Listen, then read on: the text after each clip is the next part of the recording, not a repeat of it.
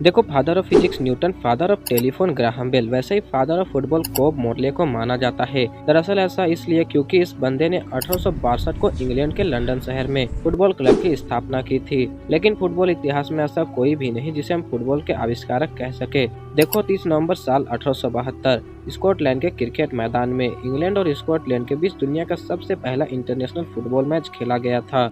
लेकिन वहां मौजूद 4000 लोगों ने कभी सोचा भी नहीं था कि कुछ ऐसा देखने को मिलेगा। दोस्तों, आज की वीडियो में हम बात करने वाले हैं फुटबॉल की शुरुआती दुनिया के बारे में। यानी फुटबॉल की शुरुआत कहां से हुई, किसने की और सैयद अब्दुल रहीम कौन थे, जिनके इंतकाल के बाद इंडिया की फुटबॉल टीम कमजोर पड़ गई, और 1962 से लेकर अब तक एशियन गेम्स में क्यों भारत की फुटबॉल टीम क्वालिफाइड नहीं कर पाई। तो चलिए वीडियो को शुरू करते हैं।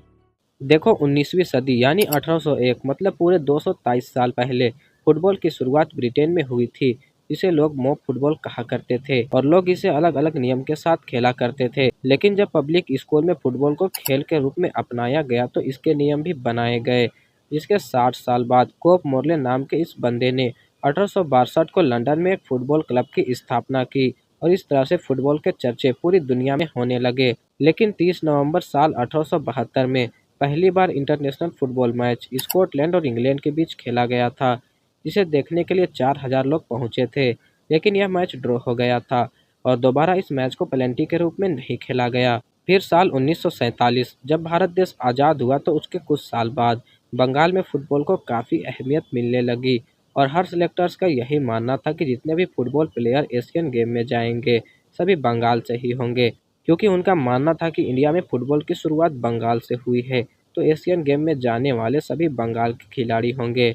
लेकिन एक ऐसा बंदा जिसका नाम सैयद अब्दुल रहीम था, वो इनके फैसले के अगेंस्ट खड़ा हो गया, क्योंकि उनका मानना था कि फुटबॉल भले बंगाल से शुरू हुआ है, लेकिन यह देश के पूरे कोनों में खेला जाता है और एशियन गेम में जाने वाले भारत के हर कोने से होने चाहिए। लेकिन सिलेक्टर्स ने सैयद अब्दुल रहीम की बिल्कुल भी ना सुनी। दिन बीतता गया और समय भी कम था एशियन गेम्स को आने में।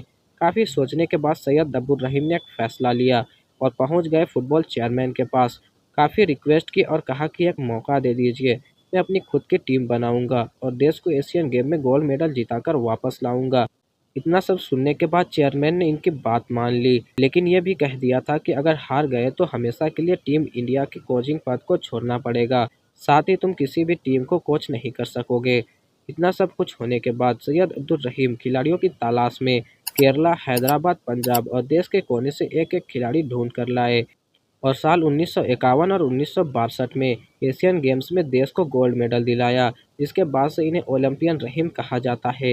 लेकिन साल 1963 का वो दिन यानी 11 जून जब सैयद अब्दुल रहीम का इंतकाल हुआ तो ये खबर पूरे देश को झकझोर के रख दिया था, जिसके बाद से इंडिया की फुटबॉल टीम कमज़ोर पड़ गई और 1964 के ओलंपिक गेम में क्वालिफाइड नहीं कर पाई।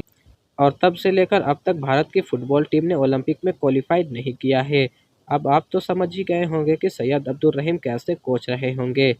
इसलिए लोग आज भी कहते हैं कि अगर सैयद अब्दुल रहीम का इंतकाल नहीं हुआ होता तो इंडिया की फुटबॉल टीम 1964 के भी ओलंपिक में क्वालिफाइड कर गोल्ड मेडल जीत जाती।